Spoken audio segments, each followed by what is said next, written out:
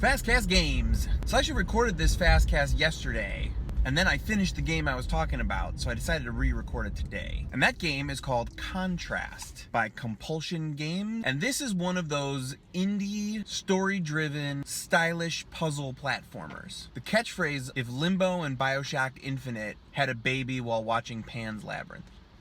And I'd say that that's apt. The time frame is like the 20s, very noir. And the sort of central conceit of the game is there's this little girl, Dee Dee, and she's trying to work out something to do with her parents, who are like a lounge singer and a budding entrepreneur. But the way that she goes on this adventure is that she has this sort of alter ego that runs around in 3D, but then can become a shadow person and go into the wall and then do 2D platforming. I don't know that this is like a super new concept, the 2D, 3D mixed platformer, but the way that you can actually build out your own platforming using shadows by moving lights and objects around is pretty cool. Now this is a game that was very clearly trying to tell a very specific story, which it does pretty effectively. I think there has to have been something personal behind this story. The game is so interesting and the mechanic is so compelling that I wish there was more here. I finished it in probably 3 or 4 hours maybe, which is not to say that it's not worth playing, because it absolutely is. I just wish there was even more to it. Like honestly, if this chunk of the story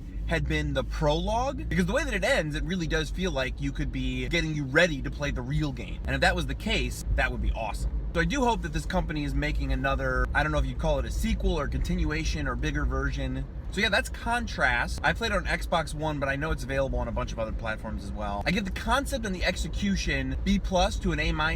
I just wish it was longer. FastCast Games, see ya! Hey, thanks for watching the FastCast. If you like what I do here, don't forget to like, share, and subscribe. You can also follow me on Twitter at Mr. J Handle. And remember to check back, because I do this a couple times a week. Thanks a lot, everybody. FastCast!